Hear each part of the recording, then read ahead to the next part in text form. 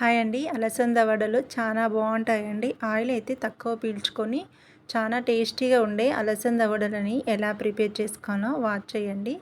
చూస్తుంటేనే నోరూరిపోతుంది కదా, అంతే టేస్టీగా కూడా ఉంటాయండి. చాలా సింపుల్గా మనం ప్రిపేర్ చేసుకోవచ్చు. అలసందని అయితే ఒక 2 గంటలు నానబెట్టండి. వాటర్ అంతా తీసి పక్కకు పెట్టుకోవాలి. అలానే ఒక కప్పు నిండా శనగపప్పును కూడా ఒక 2 గంటలు నానబెట్టుకోండి. ఒక 2 చిన్న అల్లం ముక్కలను తీసుకొని పక్కన పెట్టండి. వీటిని మొత్తం వాటర్ తీసుకొని ఎటువంటి వాటర్ లేకుండా మిక్సీ జార్లో యాడ్ చేసుకోవాలి. ఒక కప్పు శనగపప్పుని, ఒక 2-3 అల్లం ముక్కల్ని, అలానే ఒక 5-6 పచ్చిమిర్చిలని యాడ్ చేసుకోవాలి మిక్సీ జార్లో. పచ్చిమిర్చి అనేది మన టేస్ట్కి తగ్గట్టుగా కారాన్ని యాడ్ చేసుకోండి. వీటన్నింటిని కూడా బరకగా పట్టుకోవాలండి. బాగా మెత్తగా పట్టకండి. అక్కడక్కడ మన అలసంద ముక్కలు అనేవి తాకుతూ ఉండాలి, అప్పుడే టేస్ట్ బాగుంటుంది. ఇందులోకి కొంచెం కొత్తిమీర, కల్మాకును యాడ్ చేసుకోండి. ఇంకా ఎక్కువ కారం తినే వాళ్ళైతే కారాన్ని కూడా యాడ్ చేసుకోండి. సన్నగా చాప్ చేసుకున్న ఆనియన్స్ వేసుకొని టేస్ట్కి సరిపడా సాల్ట్, కారాన్ని యాడ్ చేయండి. అలానే జీలకర్రను కూడా యాడ్ చేసుకొని వీటిని బాగా కలుపుకోవాలి. కొంచెం కారంగా ఉంటేనే వడలు చాలా టేస్టీగా ఉంటాయి. ఇందులో వాటర్ అయితే అస్సలు పోయకండి. చాలా తొందరగా వాటర్ అవుతుంది మనకి పిండి అనేది. బరకగా చేసుకుంటే చాలా బాగుంటుంది.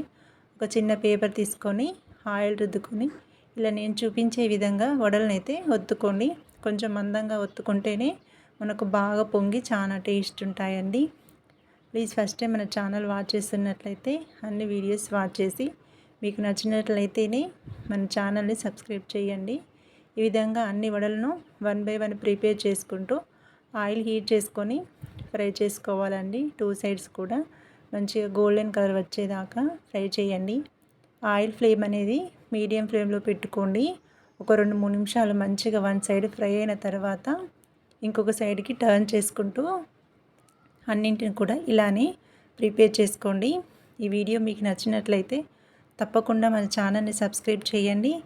అలానే లైక్ కూడా చేయండి, షేర్ చేయండి. ఆయిల్ అనేది మీడియం ఫ్లేమ్లో పెట్టుకోండి, హై ఫ్లేమ్లో పెట్టకండి. మంచిగా గోల్డెన్ కలర్ వచ్చేదాకా 2 సైడ్ ఫ్రై చేసుకొని ఆనియన్స్తో సర్వ్ చేసుకుంటే చాలా బాగుంటుందండి. సింపుల్గా ప్రిపేర్ చేసుకోవచ్చు, అలానే టేస్టీగా కూడా ఉంటుంది. మనకు డీప్ ఫ్రై చేసినప్పటికి కూడా ఆయిల్ అనేది ఎక్కువ పీల్చుకోవండి. ఈ అలసంద వడలు చాలా టేస్టీగా ఉంటాయి. తప్పకుండా మీరు ట్రై చేసి ఎలా వచ్చాదో కామెంట్ బాక్స్లో కామెంట్ చేయండి.